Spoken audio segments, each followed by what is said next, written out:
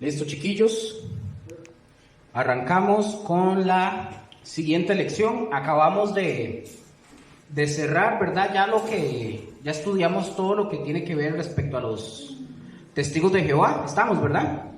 Vimos todo lo que ellos creen, qué piensan de Jesucristo, qué piensan de Dios, qué piensan de la Biblia, de la vida futura, del Espíritu Santo, del infierno, de la resurrección. Todo eso lo vimos, cuáles son sus doctrinas, vimos en qué están equivocados, que están equivocados en casi todo, para no decir que en todo, pero en todo.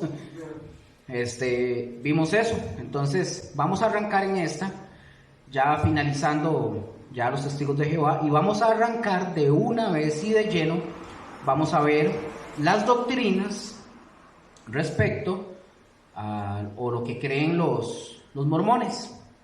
Vamos a ver, y vamos a hacer exactamente igual como lo hicimos con los testigos de Jehová. Vamos a ir viendo paso por paso quiénes son ellos. ¿Estamos?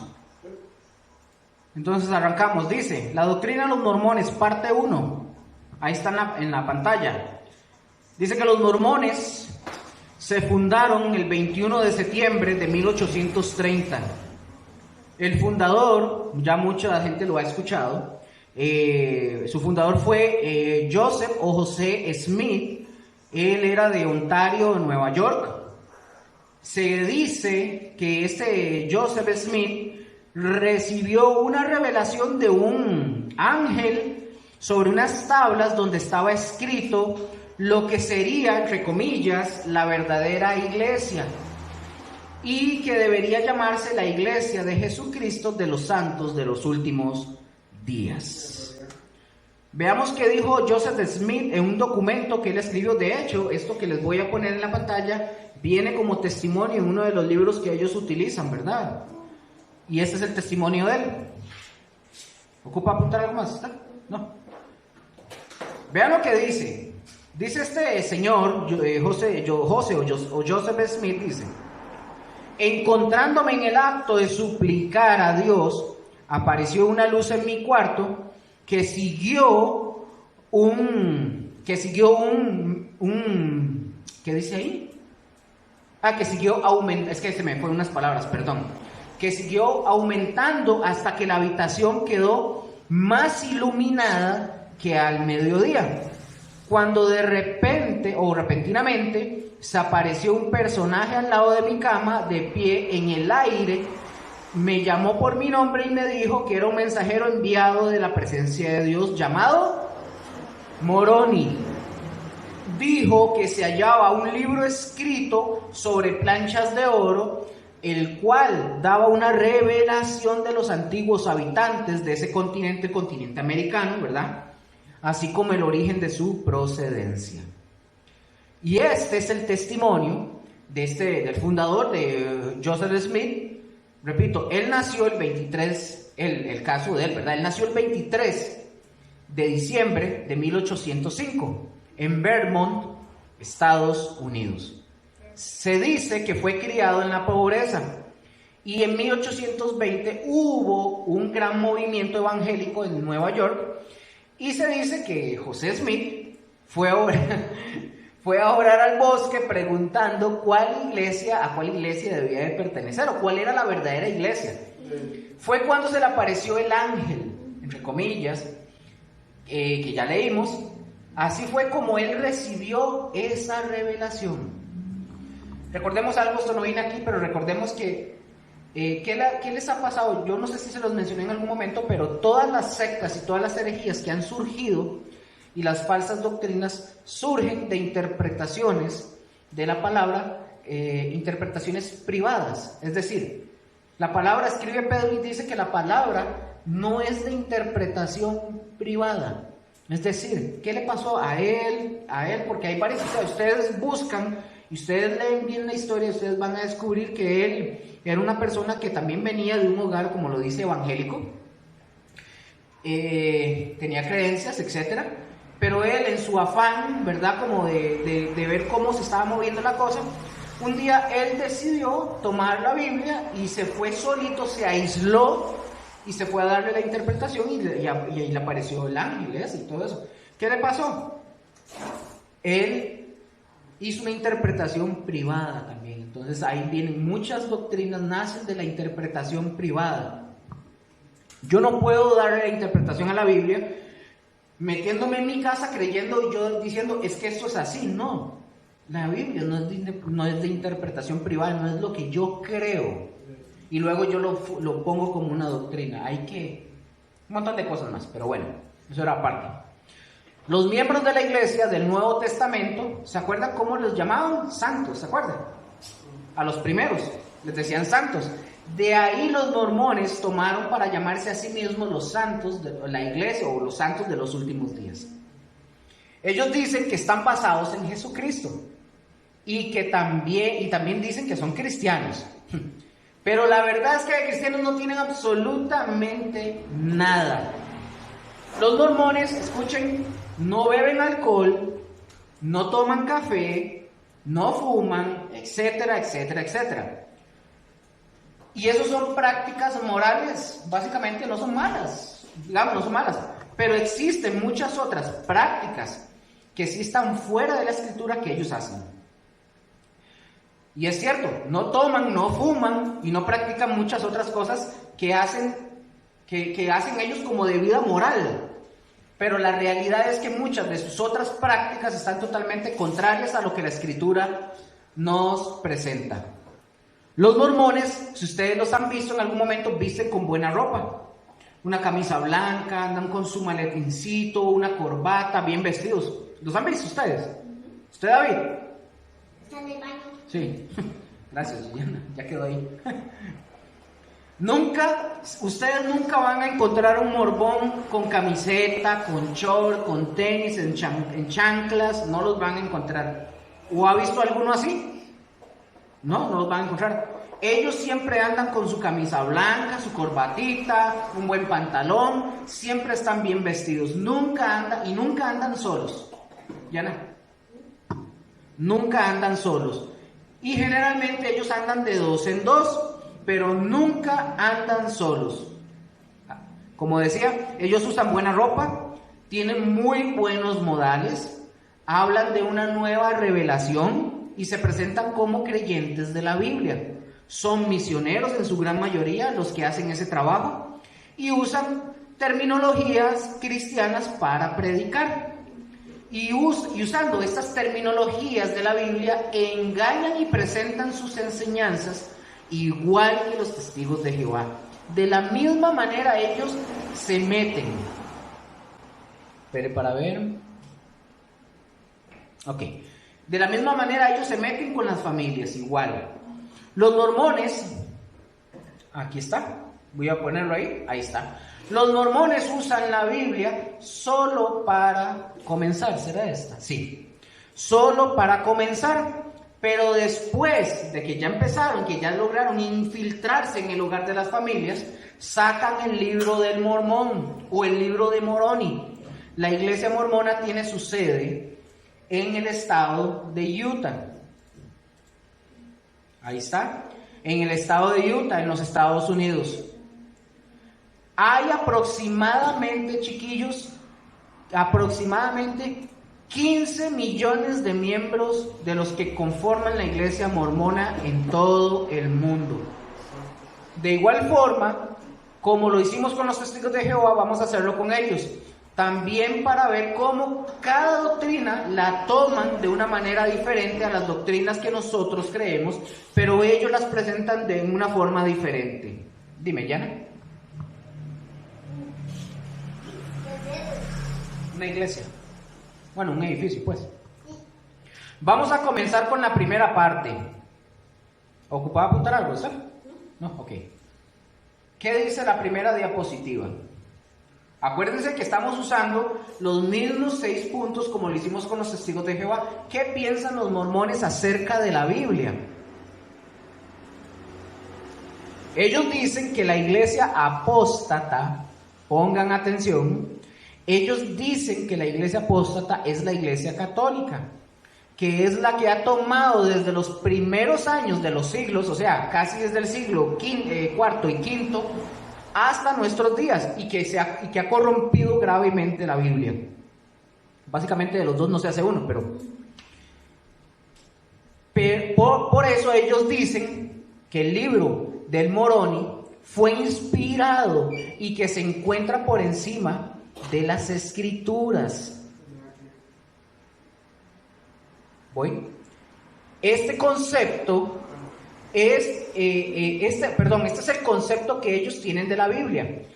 Ya desde ahí o desde aquí estamos dándonos cuenta que sí la consideran a la Biblia, pero el libro de mayor autoridad que está por encima de la Biblia es el libro del Moroni o el Mormón, el libro del Mormón. Vamos a ver por dónde me quedé. Aquí está. ¿Qué dice ahí?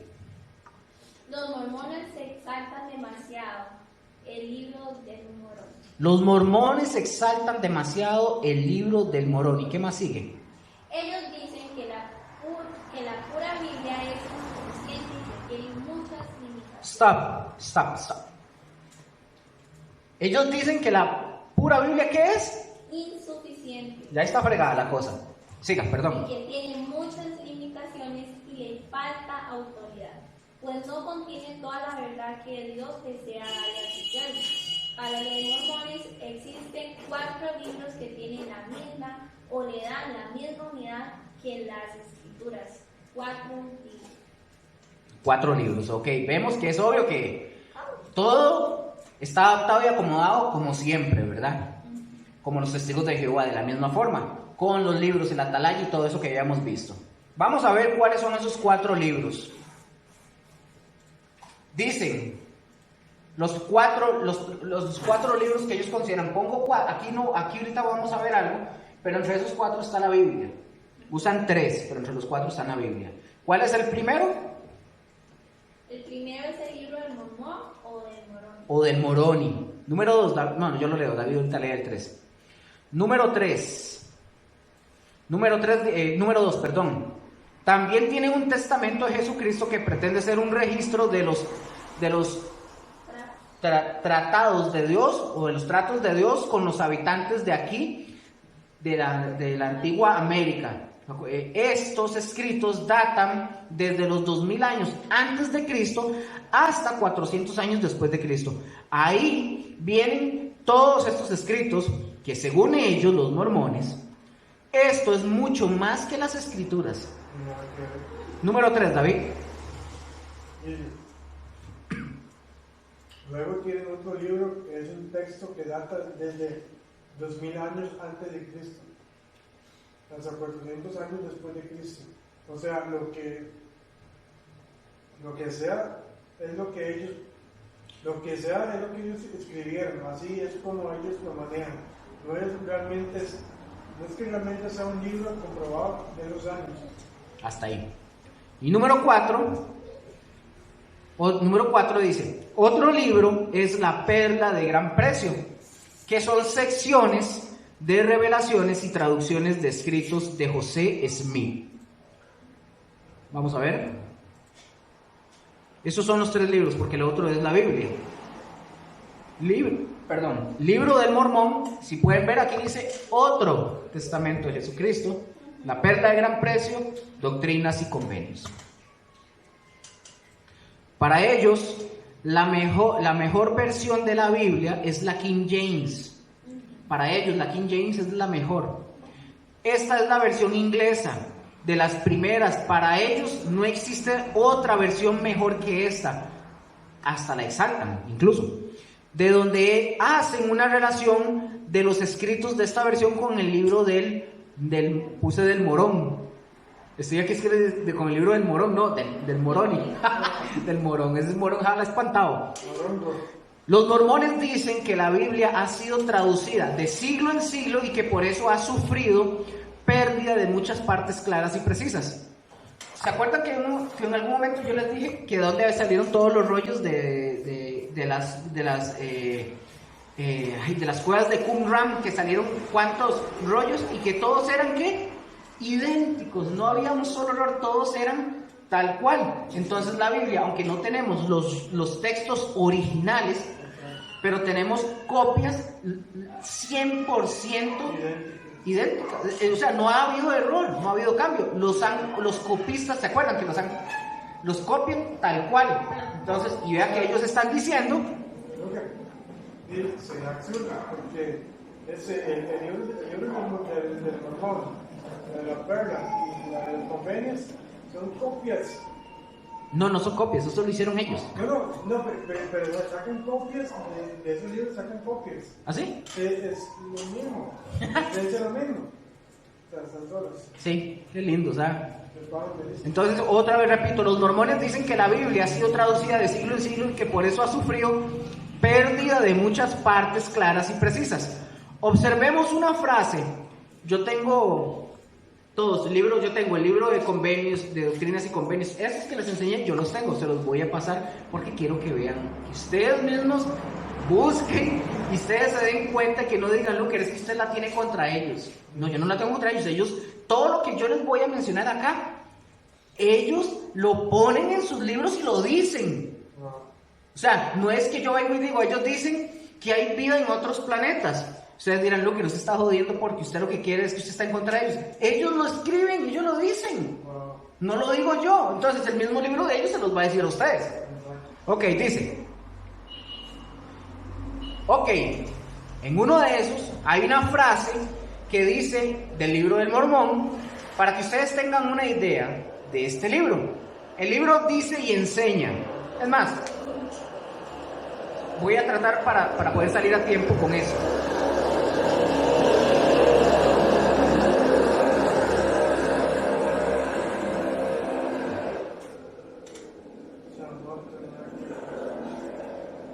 Porque, ok, yo creo que está aquí, vean. Mientras busco esto,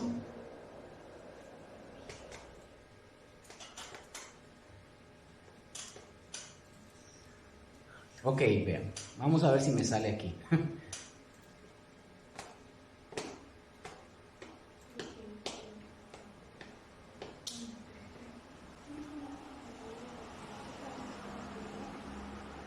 Ok, aunque estemos así en silencio, pero es que estoy buscando para mostrarles. Exacto. Y mucha gente dice que la Biblia fue escrita por hombres.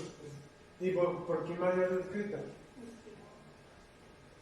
Ok, vamos a ver, aquí sale este fulanito que se llama en un libro Nefi. Vamos a ver. No. Nefi.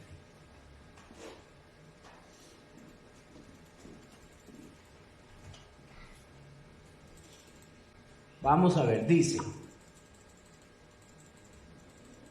No, mejor voy a continuar y ahorita lo vemos al final, mejor, porque si no me voy a atrasar con todo eso. Pero quiero abrirlo para ver si me sale. Porque quiero que ustedes lo oigan como está escrito en el libro de ellos. Pero, sí, yo creo que aquí está, vean. Sí, aquí, ya, vean, ojo, 29:3. Vamos a ver. 29. Mientras aparece. Ellos dicen, y estoy buscando, ahorita lo busco, porque dice, el libro que ellos tienen, en el libro de Segunda de Nefi, no me pregunten quién es, de Segunda de Nefi, capítulo 29, versículos 3 y 4, y versículos 6 y 10, dice que solo los necios dicen que la Biblia es suficiente y que no son necesarias otras escrituras. ¿Qué están diciendo ellos? ¿Quiénes son los necios? Nosotros. Porque para nosotros es solo la Biblia, solo la escritura. No hay otra cosa por encima ni nada. Ellos dicen que solo los necios dicen que la Biblia es suficiente. Aquí está, vean. Segunda de Nefi 29, se los voy a leer, aquí lo tengo. ¡Ja! Ojo, Segunda de Nefi 29, 3 al 4 dice. Ojo, dice. ¿Y por qué mis palabras resonarán? Muchos de los gentiles dirán, una Biblia tenemos, una Biblia, y no puede haber más Biblia. Versículo 4. Mas así dice el Señor Dios: oh necios, tendrán una Biblia y procederá de los judíos, me perdí ya, y de los judíos, mi antiguo pueblo del convenio. Y qué agradecimiento. Vamos a ver qué dice el otro. El otro era 6 y 10, versículos 6 y 10 dice. Versículo 6 dice: oh necio, ¿qué dirás? Una Biblia, tenemos una Biblia y no necesitamos más Biblia. ¿Tendríais una Biblia de no haber sido por los judíos? Versículo 10. Así que no por tener una Biblia debéis suponer que contiene todas mis palabras, ni tampoco debéis suponer que no he hecho escribir otras más. Oiga, ese es el libro de ellos. Entonces, ¿qué dice la Biblia? Ahora sí, la verdadera Biblia respecto al pensamiento de los mormones. Vamos a ver qué dice Dios y a ver qué dice la palabra de Dios, porque la palabra de Dios no necesita que nosotros le ayudemos. Él responde con la palabra. Segunda de Timoteo, está aquí en la pantalla, ¿ya? Segunda de Timoteo, capítulo 3, versículos 16 y 17. Se los leo yo para darme el gusto de decirlo. Toda la escritura es inspirada por Dios y útil para enseñar, para redarguir, para corregir, para instruir en justicia, a fin de que el hombre de Dios sea perfecto, enteramente preparado para toda buena obra. ¿Puedo decir algo? Entonces, estos dos simples versículos nos dicen claramente que las escrituras son más que suficientes para que un hombre llegue a ser formado en el propósito de Dios. Lo contrario a lo que ellos dicen. ¿Qué más dice la palabra? Veamos Gálatas. Gálatas 1, del 8 al 9. Vamos a ver qué más dice la Biblia respecto a lo que ya vimos de ellos y lo que ellos piensan respecto a la revelación que escribió José Smith. ¿Qué dice versículos de Gálatas 1, 8 al 9? Que hizo sobreabundar para que... No, Gálatas 1, del 8 al 9. Sí,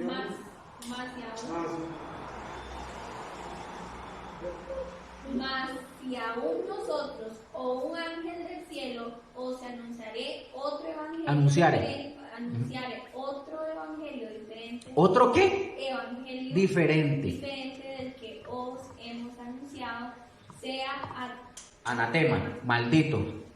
Como antes hemos dicho, también ahora lo repito: si alguno os predica diferente evangelio del que habéis recibido, sea anatema, o sea, sea maldito. Vamos a ver. O sea, es decir, las escrituras son claras. Es posible, es posible que sí sea verdad que sí se encontró unas tablas. Es verdad que tal vez sí, que de ahí se conoce como el libro del Mormón, pero recordemos que tal vez sí se le apareció, ¿se acuerdan que yo les dije que tal vez sí se le apareció el ángel? Yo sí creo que sí se le haya aparecido, pero recordemos que Satanás se viste como ángel de luz para desviar a los hombres de la palabra de Dios. Todos los libros sagrados de los mormones contradicen las escrituras. Vamos a leer otros 3 pasajes con el que nosotros contrarrestamos lo que ellos piensan. Apocalipsis 22, 18 y 19. ¿Qué dice, por favor? Apocalipsis 22, 18 y 19. Yo testifico a todo aquel que oye las palabras de la profecía de este libro. Si alguno añadiere a estas cosas, Dios traerá sobre él las plagas que están escritas en este libro.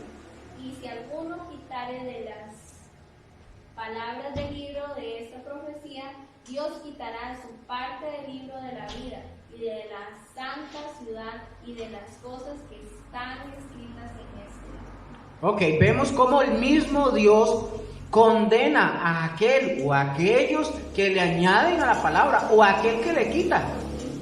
Eso quiere decir que las escrituras son suficientes, es lo que Dios está diciendo con las palabras. Pero suficientes ¿para quién? Para el que las escuche y las cree. Para nosotros, ¿correcto? No, tiene razón David. Por ejemplo, otro texto. este texto, Proverbios.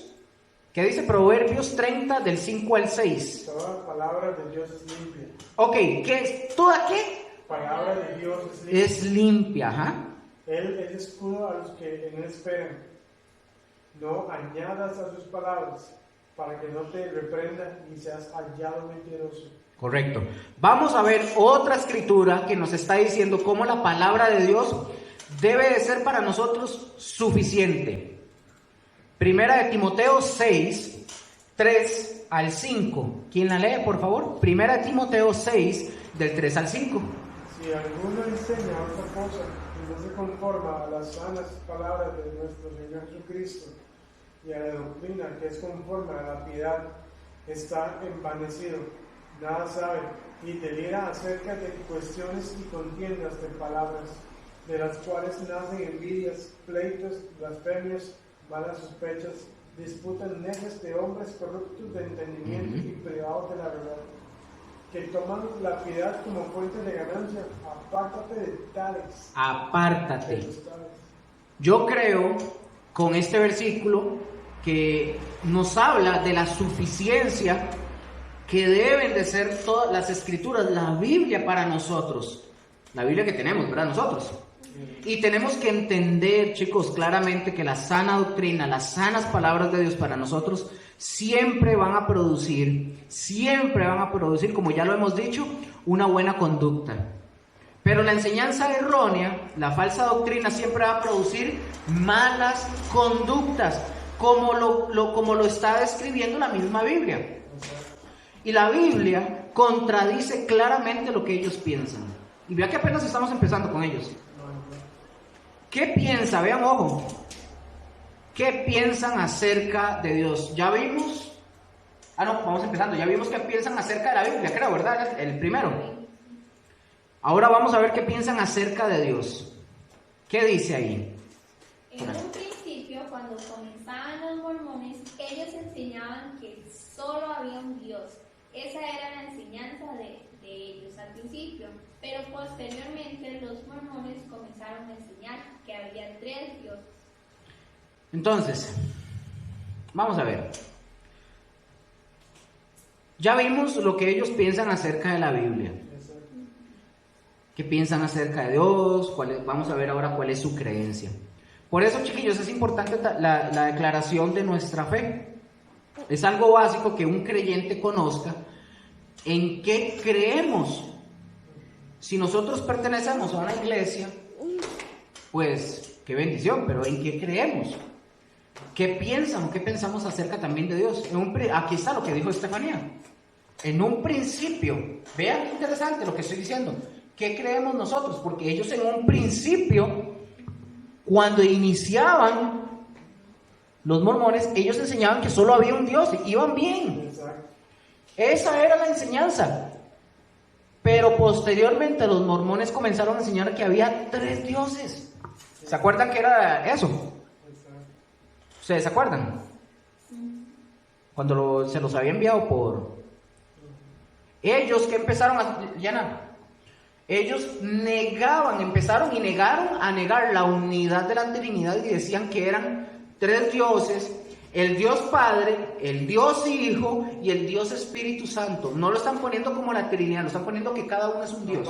Sí, 3 dioses, no como 3 personas en un solo Dios. Esta creencia es contraria a lo que la palabra dice. Y los sagrados libros de este movimiento se contradicen respecto a esta doctrina. Es decir, algunos escritos, escuchen esto, algunos escritos antiguos de ellos que creían en un solo Dios y ahora con los nuevos escritos que ellos ahora sacaron y que los cambiaron, sobre 3 dioses se contradicen ahora. Ustedes ven los antiguos que hicieron ellos con respecto a que creen en un solo Dios, ahora se contradicen. Voy para ver, ajá. Vamos a ver qué dice acá. ¿Está apuntando esto? Ok. Listo. ¿Qué dice ahí? Ok, dice que después de haber dicho que eran 3 dioses, pongan atención a lo que viene. Después de que ellos dijeron que ahora son 3 dioses, su enseñanza fue más allá y se convirtió en un politeísmo radical. ¿Por qué un politeísmo? Porque no solamente se dice que hay 3 dioses, según ellos. Ahora los mormones dicen que todo fiel mormón puede llegar a ser un dios. Ustedes leen el libro de ellos y ustedes se van a dar cuenta. Es como cuando esos cristianos de la prosperidad dicen que hay que podemos llegar a ser dioses. Sí, que lo toman de pensamos, en donde Dios le dice, ustedes son dioses, pero se referían a los sacerdotes. Ajá. Porque aquel entonces se referían a ellos como bueno, en la palabra hebrea, para ellos es entonces, ¿verdad? Ajá. Entonces, no entienden el contexto del capítulo, entonces lo toman a mal. ¿Correcto? Y ellos están haciendo lo mismo. Una hipérbole de la Biblia. Ok, correcto. Ahora, si existen muchos dioses, ¿cómo se le llama a eso? Politeísmo. Ellos afirman que un creyente, un fiel, con el tiempo pueden llegar a ser un dios. Ya postdata, con D pequeño, ¿verdad? ¿Cuántos dioses van a haber entonces? A esa multitud de dioses, ¿cómo se le llama? Politeísmo. Se le conoce como politeísmo. Y la Biblia contradice este pensamiento. La palabra nos enseña claramente que Dios es uno en 3 personas distintas, un solo Dios verdadero, como lo dice Deuteronomio. No está aquí. Dice Deuteronomio, capítulo 6, versículos 4 y 5. Ojo lo que dice. Deuteronomio 6, versículos 4 al 5 dice: Oye Israel, Jehová nuestro Dios, Jehová uno es. Y dice el versículo 5: y amarás a Jehová tu Dios de todo tu corazón y de toda tu alma y con todas tus fuerzas. ¿Cuántos dioses dice el texto? Uno. Solo uno. Éxodo 20, versículos del 1 al 5. Contrario al pensamiento de todo fiel, que todo fiel puede llegar a ser un dios. Dice, se los leo. Éxodo 20 del 1 al 5. Y habló Dios todas estas palabras diciendo: Yo soy Jehová, tus dioses. No, tu Dios, correcto. Que te saqué de la tierra de Egipto, de la casa de servidumbre. No tendrás dioses ajenos delante de mí. Ya con esto ya usted derriba eso.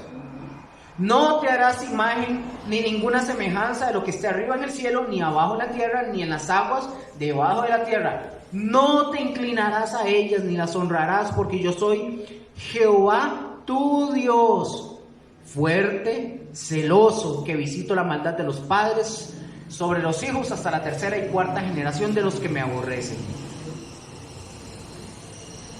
¿Y qué se está haciendo cuando se está diciendo que un fiel puede llegar a ser un Dios?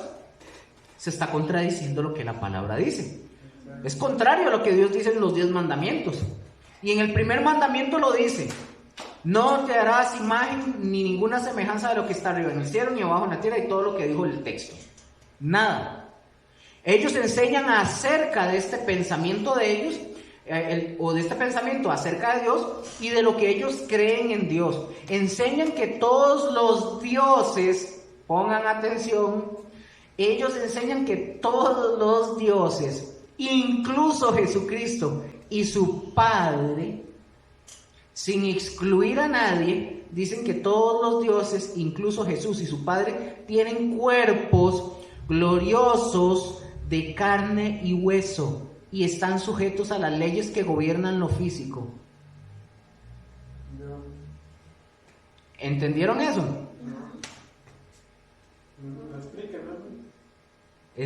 Ojo. Ellos dicen que Jesucristo y el Padre tienen cuerpos gloriosos de carne y hueso. Que Jesús y el Padre, ya no, Entonces no es Dios, porque si dan características humanas, ya es Dios. Correcto. Entonces, vamos a seguir para que vea, pero sí tiene razón. Y que están sujetos a las leyes que gobiernan lo físico. Ojo, vea qué interesante. Vean, noten las tremendas herejías. Vea que ya empezamos fuerte con ellos. ¿Cómo vamos a poder decir que Dios el Padre tiene un cuerpo glorioso de carne y hueso y que está sujeto a las leyes que gobiernan lo físico? O sea, ¿en qué se basan ellos para decir eso? Textos, como por ejemplo Deuteronomio 33. Busquen Deuteronomio 33:3 y me lo leen, porfa, porque no lo tengo acá.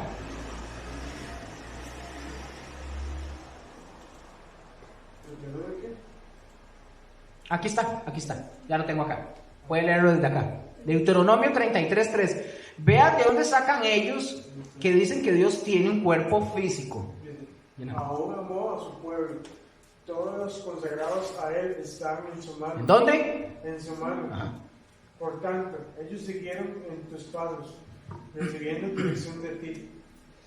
El texto está hablando de una figura retórica que ellos la ven como algo natural en Dios, o sea, la mano. Ellos dicen que la mano es solamente de un ser humano. Otro texto, Deuteronomio 2:15, está aquí en la pantalla. ¿Qué dice? Y también la mano de Jehová vino sobre ellos para destruirlos de en medio del campamento hasta acabarlos. Y también la mano. Otra vez, y ellos dicen que esos textos claramente confirman que Dios tiene un cuerpo físico. Ciertamente aquí hay alguna verdad. Cristo tiene un cuerpo físico y lo vimos ahora, un cuerpo físico glorificado y que está sentado a la diestra del Padre. ¿Pero por qué? Porque esto es por causa de la redención del hombre. Porque el que se hizo hombre, vino un cuerpo en carne y hueso, ¿quién fue? Jesús. Entonces, Cristo para venir a la tierra tenía que tener un cuerpo físico. Y cuando Él resucita con un cuerpo físico glorificado.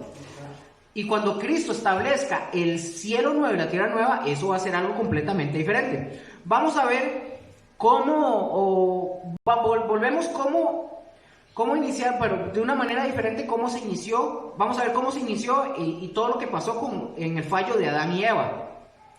Ellos dicen... Escuchen esto, ellos dicen que solo el Espíritu Santo es el único que no tiene un cuerpo físico, pero que Jesucristo y que el Padre, y lo afirman que sí lo tienen. Juan 4, vamos a ver si está aquí. Aquí está eso que acabo de mencionar, que acabo de decirles, está aquí en la pantalla. Ellos dicen eso, lo que les acabo de decir. Vamos a Juan 4, aquí lo tengo. Juan 4:24, y eso es contradictorio a lo que ellos dicen con respecto a Dios, porque la Biblia nos describe claramente cómo en este versículo de Juan la naturaleza de Dios, o es uno de sus atributos. Dice, ¿Dios es qué? El Espíritu. Ya a partir de ahí la cosa se fregó. Ya se fregó. Dios es espíritu y los que le adoran en espíritu y en verdad es necesario que le adoren. Y cuando la Biblia menciona expresiones de figuras y partes humanas refiriéndose a Dios, no es porque Dios tenga un cuerpo humano. Yo sé que ustedes esto ya lo saben, pero tengo que mencionarlo, ¿verdad? Tenga un cuerpo físico humano como nosotros. Los que ya hemos estudiado tal vez un poco de hermenéutica aprendimos que esto es un lenguaje figurado que se le conoce como... Yo, menos eso, se me muere la palabra. Antropomorfismos.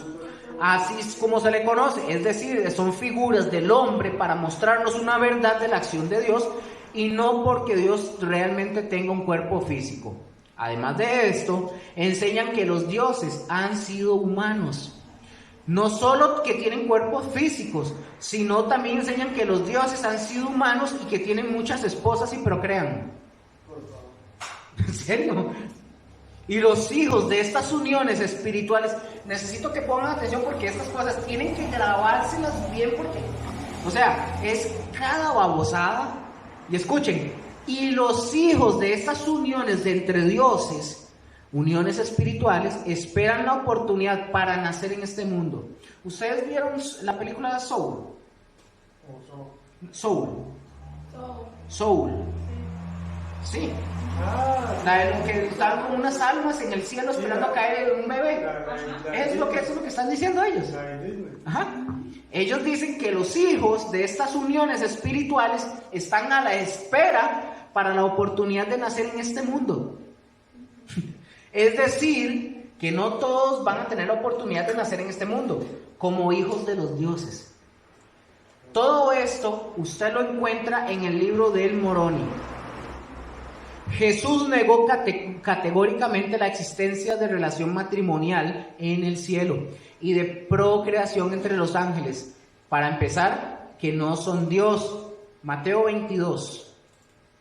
Aquí está. Mateo 22, versículos 29 al 30. ¿Qué dice, David, por favor? Entonces respondiendo Jesús, les dijo: erráis, ignorando las escrituras y el poder de Dios, porque en la resurrección ni se casarán ni sellarán el casamiento, sino serán como los ángeles de Dios en el cielo. Correcto. Esto era para la parte de la cultura judía. Si una mujer se casaba y con uno de los hermanos de tantos y no tenía descendencia y se moría él, pues el otro hermano, el que continuaba, podía casarse con ella para que dejara descendencia. Luego con el tercero, si fuera que se moría, hasta tener descendencia.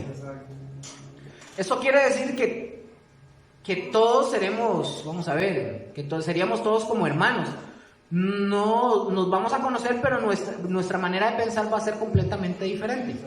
Otra cosa que ellos creen con respecto a las escrituras. Ellos creen que Adán es el Dios de este mundo. Adán. Ellos creen que Adán es el Dios de este mundo. El único Dios con que los humanos tenemos que ver, o sea, que tenemos relación. Pero están completamente equivocados. Porque toman ideas de autoridad de otros documentos que no son la palabra de Dios. Veamos lo que dice la palabra de Dios y qué enseña la Biblia en Génesis. Aquí está, Génesis 2, versículos del 7 al 8. Con respecto a Adán, lo hizo un Dios. Vamos a ver qué dice la Biblia. Entonces Jehová Dios formó al hombre del polvo de la tierra y sopló en su nariz aliento de vida, y fue el hombre un ser viviente. Y Jehová Dios plantó un huerto en Edén al oriente y puso allí al hombre que había formado. Y aquí vemos el pasaje de Génesis que nos enseña que Dios creó a Adán y a Eva. Y más bien Adán y Eva llegan a ser los padres de la humanidad, no dioses. Se les considera como los padres de la humanidad porque de ahí surge toda la humanidad, de ahí surgimos todos. Pero ellos hablan de dioses. Un momentito.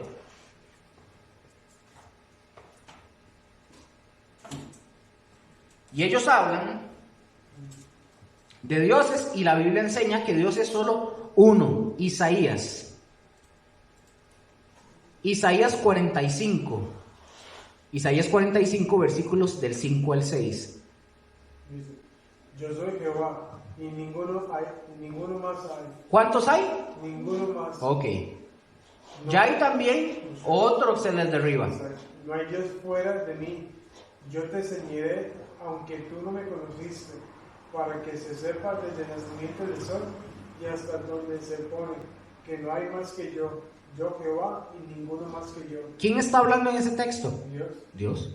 Él mismo lo está diciendo. Él habla de sí mismo, que no hay de él, no hay nadie más. Y ellos dicen que hay otros dioses. Ellos afirman. Y aquí Dios está diciendo que no hay otro. Exacto. Entonces ya sabemos lo que significa, ¿se acuerdan? Jehová. ¿Se acuerdan? El autoexistente, el que existe en sí mismo, que no necesita ser creado. Él nunca fue creado, Él es el que existe siempre. Vamos a ver, veamos la firma bien plasmada de Dios en la Biblia. Vamos a Joel. ¿Quieren ver la firma de Dios? Joel 2, versículo 27. ¿Me dicen cuando lo tienen? Dice, Joel 2, versículo 27 dice: y conoceréis que en medio de Israel estoy yo, y que yo soy Jehová vuestro Dios, y no hay otro, y mi pueblo nunca jamás será avergonzado. Ahí está la firma de Dios. Exacto. Yo soy Jehová vuestro Dios y no hay otro. Punto. Así que Y amén. ustedes y yo creemos en el único Dios verdadero, y si creemos en ese único Dios verdadero, jamás vamos a ser avergonzados. Ellos dicen que el hombre fue hecho a la imagen de Dios y por consiguiente Dios dicen que Dios tiene un cuerpo humano, porque de ahí es de donde ellos sacan todas sus ideas. Si ellos dicen que el hombre fue hecho a la imagen de Dios, entonces dicen que Dios tiene un cuerpo humano. Y la Biblia nos enseña, por ejemplo, en Colosenses 1:15, hablando de Cristo, que Cristo vino y se encarnó tomando un cuerpo humano, porque se necesitaba que Cristo fuera hombre, y un hombre que cumpliera la ley perfecta y pudiera ser el hombre que representara a toda la humanidad para morir por nuestros pecados. Por eso era necesario. Pero veamos qué es lo que dice esta escritura respecto a Cristo y en relación con Dios. ¿Qué dice? Léalo, Steph. Él es... Él es la imagen de Dios invisible. ¿De quién? ¿De cuál? ¿De qué? De Dios invisible. Del Dios invisible. Ajá. El primogénito de toda creación. Es decir, si Dios es invisible, Dios no tiene cuerpo. Exacto. ¿Qué clase de cuerpo tendría Dios si nosotros tratamos de ponérselo? Por ejemplo, cuando nosotros aprendemos uno de sus atributos, que es la inmensidad de Dios. ¿Qué es la inmensidad de Dios? Primero, la inmensidad de Dios es que todo lo creado, escuchen esto, pongan atención. ¿Qué es la inmensidad de Dios? Que todo lo creado, todo lo que está formado, está dentro de lo que es Él. Es decir, que Dios lo llena todo. ¿Se acuerdan que cuando vimos una de las filosofías que hay una creencia que dicen que Dios es todo? Ajá. No. Y que personas. Dios lo llena todo. Voy a ponerlo así. Dios no es esto. Nosotros estamos en Dios. El universo está sostenido y contenido en Dios. El universo no contiene a Dios. Dice la palabra que los cielos de los cielos no lo pueden contener. Nada contiene a Dios. Más bien nosotros estamos en Él y no podemos medirlo. Si no me equivoco, creo que no sé qué parte dice que Dios va a traspasar los cielos. ¿Qué? Que Dios va a traspasar los cielos. Nada lo contiene. Si no me equivoco, como también venga. Es que nada lo contiene. O sea, ¿qué puede contener si Dios es el creador? O sea, nada. O sea, nada. Pero aquí como esa pregunta de absurda dice, si Dios crea algo que no pueda destruir, Esos son preguntas absurdas y no tienen respuesta, porque es absurdo pensar de que alguien dijo un día, Dios puede crear una piedra tan grande que Él no pueda soportarla. por favor, Eso no tiene respuesta. jamás. Es absurdo. Son preguntas tontas, son preguntas que no tienen respuesta porque son absurdas. Exacto. Entonces, vamos a ver. La inmensidad tiene mucha relación con la omnipresencia de Dios. Pero la inmensidad escuchen esto, pongan atención. La inmensidad de Dios es más allá de la omnipresencia de Dios. Escuchen, porque la omnipresencia de Dios tiene que ver en relación con su creación. Pongan atención. Y la inmensidad de Dios tiene que ver con todo lo creado. Un momentito.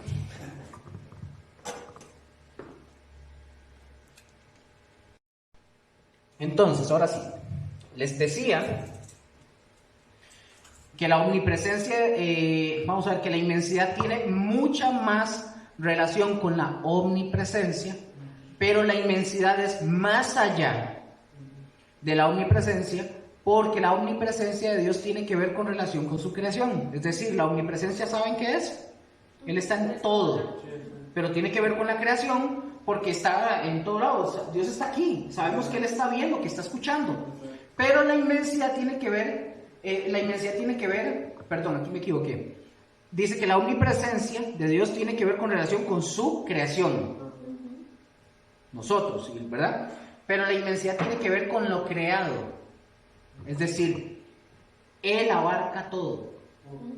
Es decir, la creación no lo contiene, aunque la omnipresencia no es limitada, pero ve solo con lo creado. Es decir, que Él está en todo lo creado, pero la inmensidad, más bien la creación está dentro de la inmensidad de Dios. No hay nada que lo contenga, más bien nosotros nos sostenemos, lo creado está en Él, está sostenido en Él. ¿Me di a entender? Un ejemplo. ¿Cuántas galaxias han dicho que existen? Imaginémonos el universo, por ejemplo.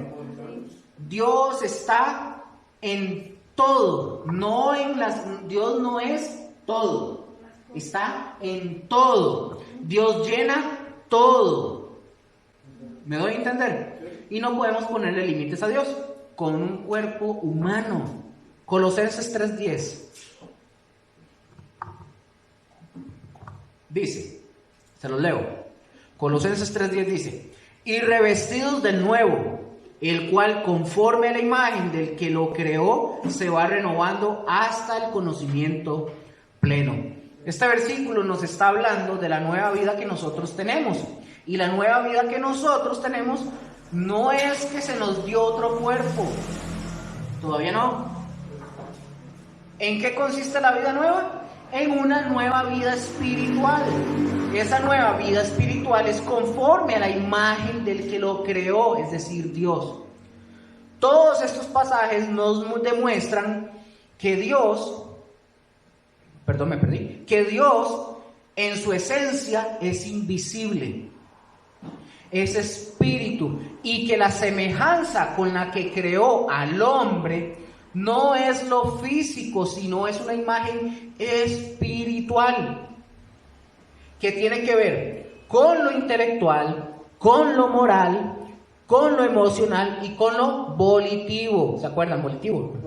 La voluntad. Podemos ver la voluntad de Dios en cada uno. Sí, por supuesto. Y la vamos a ver en acción, pero dentro no la podemos ver. Pero está aquí en nosotros. La emoción, las emociones, la parte moral, la conciencia. Esa es la imagen de Dios que tenemos nosotros. No el cuerpo físico en sí, porque si tomamos eso literal, nosotros deberíamos de ser básicamente como los semidioses, como Hércules, Kratos o y ese montón de cosas, ¿verdad? Y nosotros no cambiamos el cuerpo, es interior. Vamos a otro punto. Eso es lo que vimos que es lo que ellos creen, pero ya lo hemos comprobado con la Biblia claramente, que nuestro Dios es el único Dios y no existen muchos dioses. Tampoco es cierto que tienen un cuerpo físico, ya lo vimos. El espíritu no puede ser limitado. Jesucristo sí vino y sí tomó, como dijimos, un cuerpo humano y era necesario para la salvación de los hombres. Ahora este punto, aquí arriba en la pantalla, dice: ¿qué piensan acerca de Jesucristo? Otro punto, vamos a ver qué piensan acerca de Jesucristo. Ellos creen que Jesucristo fue hijo de Dios. Hasta ahí está todo bien. Le consideran como en una parte de la Biblia, se le menciona. Como el segundo Adán. Pero ellos creen que no fue engendrado por el Espíritu Santo. Oigan, ellos creen que no fue engendrado por el Espíritu Santo. Ahí se fueron ya. Correcto. Si ellos creen eso, entonces, ¿qué pensar de Lucas 1, 26 al 35? Donde se nos está narrando claramente la encarnación de Jesús por obra, precisamente por el poder del Espíritu Santo. ¿Cuántas cosas terribles tienen de pensamiento, pero son demoníacas? O sea, bien dice la palabra que de espíritus engañadores y de doctrinas de demonios, que el Espíritu es el que advierte que en los postreros días vendrán, Desde que se escribió que muchos seguirían y apostatarán de la fe, sigue siguiendo enseñanzas de engañadores y de doctrinas de demonios, porque la verdad, ¿de dónde surgen estas ideas? ¿De dónde son? De demonios. Otra enseñanza de Jesús, de este grupo de los mormones, dice que Jesús tuvo, aquí está, que tuvo, ¿qué? Tuvo varias esposas. Que tuvo varias esposas. A Marta, a María, las hermanas de Lázaro, a María Magdalena, y que a través de ellas tuvo descendencia, o sea que tuvo hijos. Practicaba el poliamor. Que tuvo hijos antes de la muerte de él. Y ustedes saben por qué ellos afirman de que Jesús tuvo hijos y eso. Vamos a ver a Juan 11:5, ahí está. Dice, y amaba a Jesús a Marta, y a su hermana y a Lázaro. Amaba Jesús a Marta y a Lázaro. Y por esta razón dicen que Jesús amaba a Marta. Aquí no aparece, pero aparece después. Pero también hay otro texto que dice que él amaba a María, la otra hermana. Y afirman con esto que Jesús estaba casado con ellas y que tuvo muchas esposas. Recuerden que esos son argumentos que ellos manejan para poder confirmar lo que ellos hacen. Oigan, sí, de verdad lo que yo usted era muy cierto. Si los testigos están rayados, No, estos le ganan. Esta gente son nivel Dios. Porque ellos pueden tener esposas. ¿Y sabe para qué? Para que nazca entre esas uniones un Dios, como ya lo hemos visto en sus creencias.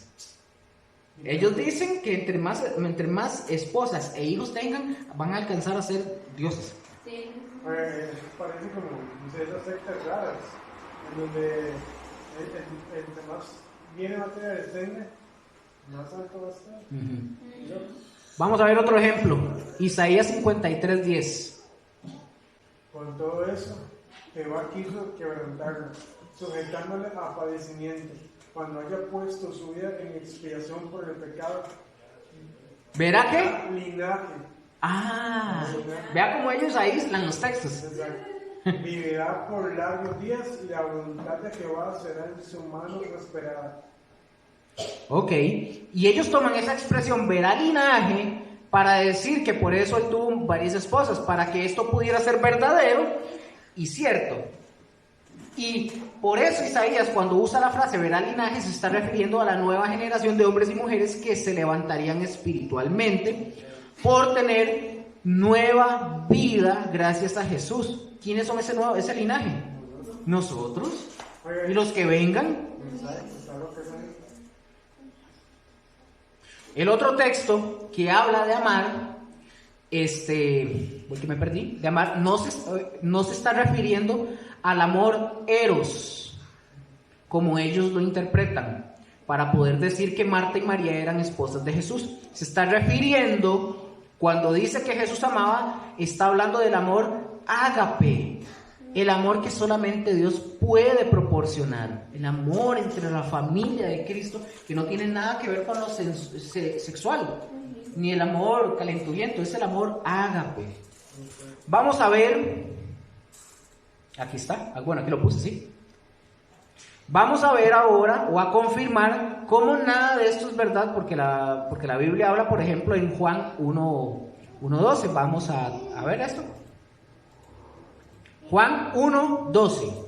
Mas a todos los que le recibieron, a los que creen en su nombre, les dio potestad de ser hechos hijos de Dios. Entonces, ¿cómo es que nosotros nos volvemos hijos de Dios? No porque Jesús nos engendró en forma física o natural, sino porque Jesús nos engendró en lo espiritual. Fuimos nacidos de nuevo en Cristo Jesús. Veamos Gálatas 4, del 4 al 7, ahí está en la pantalla. Otra vez, David, ¿me ayuda, por favor? Pero cuando vino el cumplimiento del tiempo, Dios envió a su Hijo, nacido de mujer, y nació bajo la ley, para que recibiese a los que estaban bajo la ley, a fin de que recibiésemos la adopción de hijos. Ajá. Y por cuanto sois hijos, Dios envió a vuestros corazones el Espíritu de su Hijo, el cual clama Abba Padre. Así que ya no eres esclavo, sino hijo. Y si hijo, también heredero de Dios por medio de Cristo. Una vez más, y ya con esto finalizamos. Una vez más, y ya la otra semana continuamos, obviamente, ¿verdad? Una vez más, este pasaje nos está afirmando que los que hemos creído en Cristo Jesús somos hijos de Dios, somos una nueva generación. ¿Surgida de quién? De Cristo. Surgida de Cristo. Fuimos engendrados por Cristo, no físicamente, sino entonces no habría sentido, porque mi papá no fue físicamente de Jesús. Pero en lo espiritual, no en lo físico como ellos dicen. No es verdad que Jesucristo tuvo esposa o esposas, de acuerdo al lenguaje figurado de la Escritura, ¿verdad? La virgen con la que se va a casar, ¿es quién? Es la iglesia, correcto. En las bodas del Cordero con la iglesia, y eso es bíblico, y lo dice Primera de Pedro 2, del 9 al 10, aquí está. Y no es como ellos dicen, es una boda espiritual. Correcto. Como... No es literal que vamos a ser todos conformados como una mujer, y no, es una expresión. Exacto. ¿Qué dice Primera de Pedro 2, del 9 al 10? Por favor, y con esto terminamos. Mas vosotros sois linaje escogido, real sacerdocio, nación santa, pueblo adquirido por Dios, para que anunciéis las virtudes de aquel que os llamó de las tinieblas a su luz admirable. Vosotros que en otros tiempos no erais pueblo, pero que ahora sois pueblo de Dios, que en otro tiempo no habéis alcanzado misericordia, pero ahora habéis alcanzado Misericordia, amén. Terminamos acá, estamos viendo qué piensan ellos de Jesús, ¿verdad? La otra semana continuamos para seguir con los mormones. ¿Está bien? Chiquillos, muchas gracias. Pasen buenas noches.